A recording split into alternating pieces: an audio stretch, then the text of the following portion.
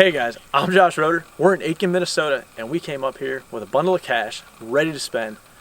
We're gonna take home an airplane today.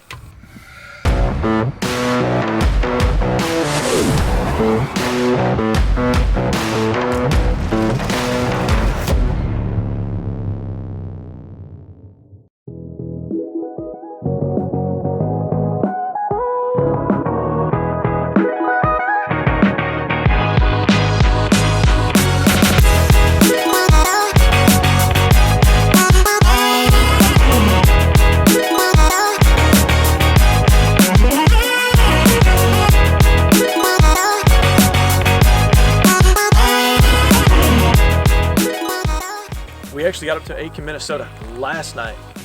Scott was able to meet us out at the airport. It was about 7:30 at night, so luckily he was able to get out here. The hangars don't really have many lights, so he gave us, some big old spotlights to walk around with. Looking at these airplanes, we were getting stoked. The lineup looks like we have 3 Piper Cherokee 140s, a 175, and who knows, maybe some unexpected stuff in the end. So we're gonna go in, I'm gonna learn a little bit of something, and maybe we take that one home too.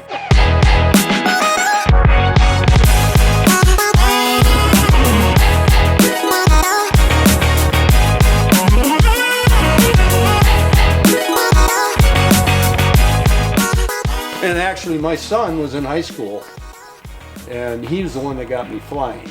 Really? Oh, really? Yeah, he wanted to be a pilot. You probably know more about it than I do. Yeah, I mean, the logs make me a little bit weary just because I don't know exactly what was done. 77.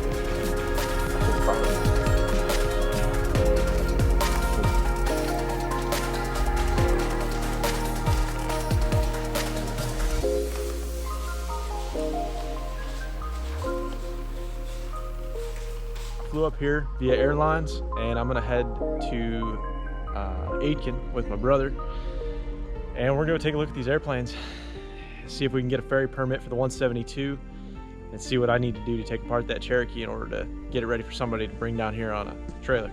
It's about an 8.5-hour drive from here to Aitkin. It's gonna be a long trip. Hopefully my brother and I don't kill each other by the time we get up there.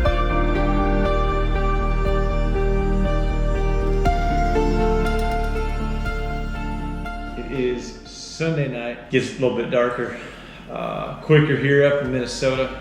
I'm not really used to this. I grew up in Illinois. Love the cold, got accustomed to the cold, and then moved down to North Carolina, and everything just went to heck. Done the inspections that I needed to, comply with the ADs that needed to be complied with. Luckily this airplane didn't have any big or outstanding ADs that we needed to look at. The guys over here in Aitkin really helped out. The airplane hasn't had an annual in 3 years. It has been run though. They've done some ground runs. They've turned the prop over, so it's been monitored.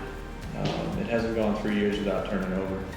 What I'm gonna do is I'm gonna service it. When I get back, I know that it's gonna hold up for the flight. I'm not worried about that. But when I get back, I'm gonna service it, and I'm gonna plan on putting a new Lord shimmy damper on there. One thing I did want to bring up is little airports.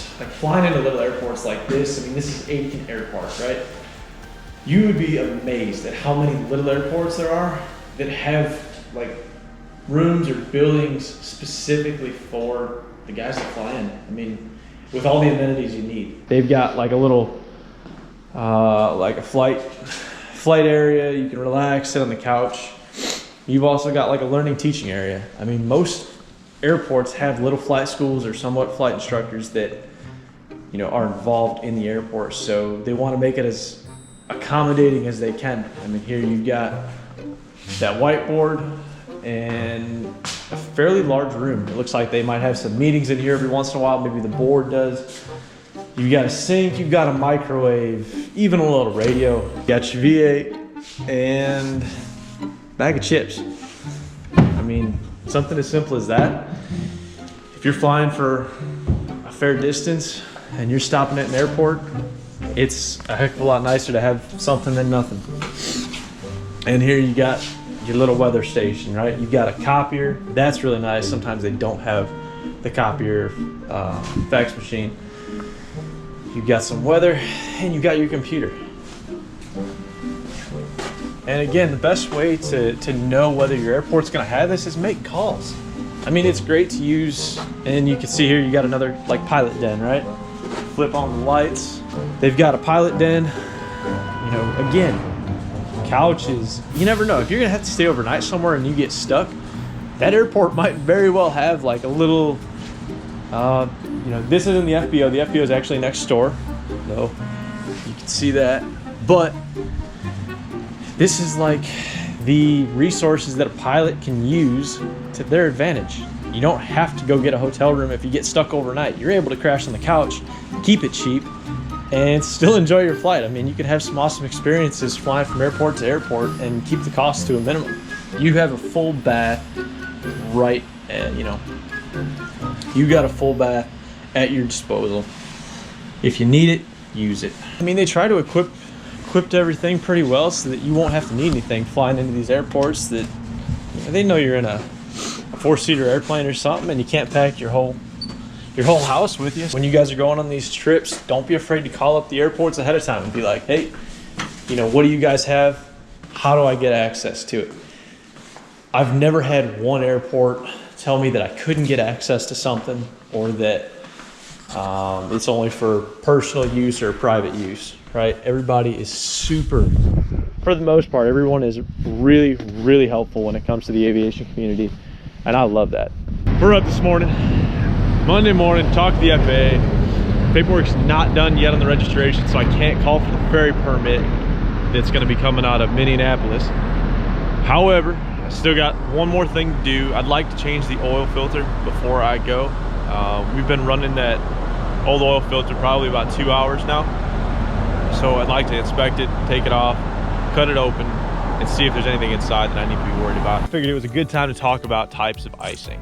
All right, we'll talk about one type of icing in particular because there's a perfect example of it on the ground in the water here. Clear icing.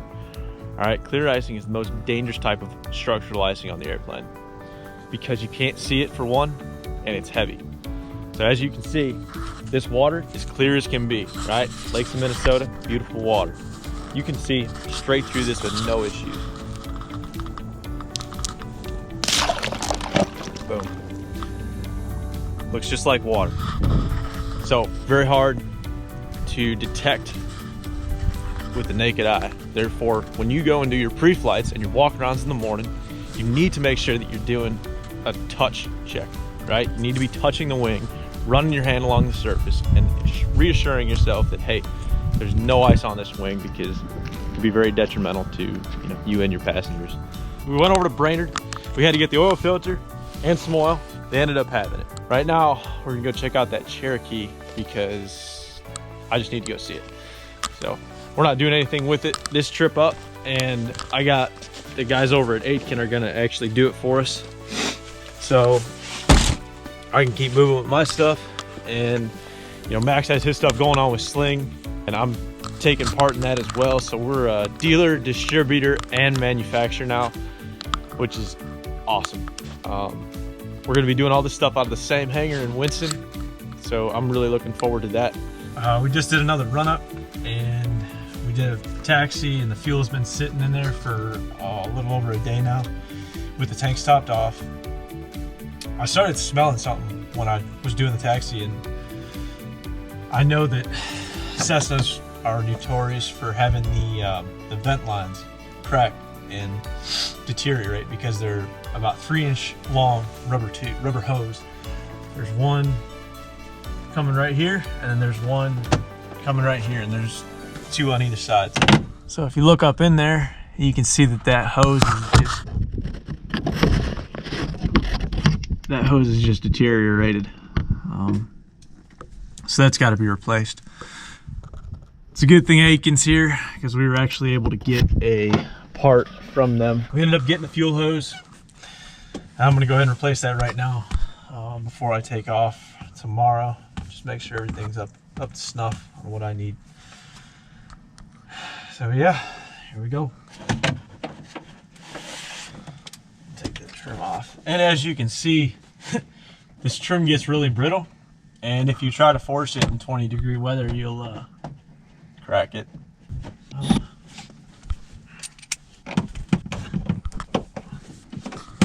We got it done. I ended up replacing this upper and that one on the inside. They were dry rotted and we had time. I mean, I'm sure they could have lasted 10 hours, but they were leaking a little bit, and the last thing I want in my cockpit is a fuel smell. Remember, reference your aircraft maintenance manual, which we did. I've got it on a flash drive in the car, and use applicable parts. Luckily, Aiken had the part on site, so I didn't have to go anywhere or order anything or wait. So we got it done. As you can see, I don't know if you can see that up there, probably not, but job's done. If you get frustrated and keep working, you know, different external pressures are on you, it's cold out, you might get a little pissed off, and at that point bad things start to happen. You become impatient, and again, things like this happen.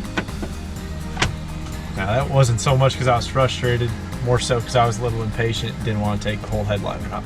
We had a slight change of plans last night.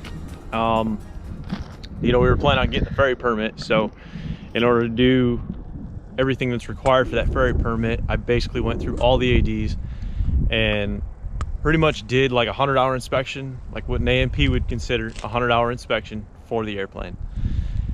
I basically used 4313 and, you know, went through the whole checklist. And it's a good thing I did, because it's actually a really good thing I did, because we ended up doing the annual inspection up here with Aiken. These guys have been awesome, super helpful, and they were willing to, you know, fit the annual in for us. So at a lot of places, especially nowadays, it's tough to find people that can do annuals, you know, within, even get your airplane in this shop within 2 weeks. So fortunately, these guys had a little bit of a down period, and since I've been up here, I've been taking the airplane apart slowly because I've had time to do it. So I'm going through each inspection panel, and I'm leaving it open so that, you know, they're a repair station, so they'll sign it off with their repair station certificate, and they'll have somebody come behind me and actually do the annual inspection, and they'll sign it off. All right, guys, so we're outside the hangar right now, and I'm gonna go in and show you what a cluttered airplane looks like. So these guys that own the airplane before me, you know, I'm sure they were competent pilots, good guys, but talking about like clean cockpit, organized cockpit, sterile cockpit, right? Sterile cockpit, it's a huge thing. So when you're talking about sterile cockpit, you want to talk about, you know, keeping everything in your airplane organized to the best of your ability. So that means looking at your documents beforehand, getting everything set up before you go flying, and being as organized as possible before you actually get into the air. Because the more organized you are, the better off you're gonna be, the more competent, the more smooth everything is gonna go. These guys haven't touched this airplane in like 10 years. And I ended up going through and finding so many old sectionals and pieces of paper, like, that doesn't need to be in the cockpit. It's great to have backups. However, they are cluttered everywhere. I mean, I don't know how he organized it before. It was literally all thrown into that pocket right there. Okay, so this is what I put in here for our flight, which is a sectional, hand warmers, nothing else. And I have nothing over here. So I understand, you know, 8 years ago you were using paper sectionals, but EFBs, electronic flight bags, keep everything so organized and clean. Throw out everything you don't need, because half this stuff you don't even need each flight. Definitely get yourself a flight bag so that you can keep your iPad, a sectional, an AFD even, and your headset in. That's really all you need. You have everything you need on an iPad. If you get an iPad, you should learn everything that tool can do, right? Whether you're using Jepson, whether you're using ForeFlight, whether you're using any program, it's got so many tools available. You just need to be able to dig and find how to use them. We're sitting here at the airport right now in Aiken. in the hangar, maintenance hangar right now. So I just kind of wanted to walk you through a little bit of what we're dealing with. So Aiken's been awesome to deal with. I mean, the hospitality here has been great. Mechanics here are really experienced. They know what they're doing. So it's nice dealing with them. If I need anything, if I have any questions, which, you know, you'll always have questions. It's good to have somebody, you know, there to go to. That's why you need to network. You know, especially being a younger mechanic, younger pilot, whoever you are. I mean, look to those older guys for advice, for kind of life lessons that they've lived through, that they've done, that they've bit the bullet on, so that you don't have to do the same thing. And it's really important to respect those guys. I mean, they've been around. They say, there's a saying that goes, you know, there's old and there's bold pilots, but there's none of both. So keep that in mind, because it really can make a difference. And here is the King's office. I mean, this is just awesome.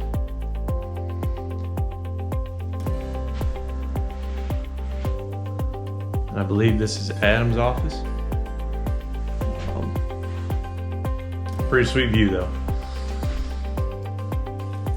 When you come to these little airports like this, a lot of times you will have more amenities than you think. So by that I mean you'll have a pilot lounge. Okay, you'll have probably a crew car at most places. Try to call ahead of time if you can. The last thing you want to do is fly into an airport and not know what the hell you need, what the hell they got. So planning. Remember, sterile cockpit, planning, prepping, and you'll be good. All right, everybody. So we're here on our last day in Minnesota. I talked to Adam.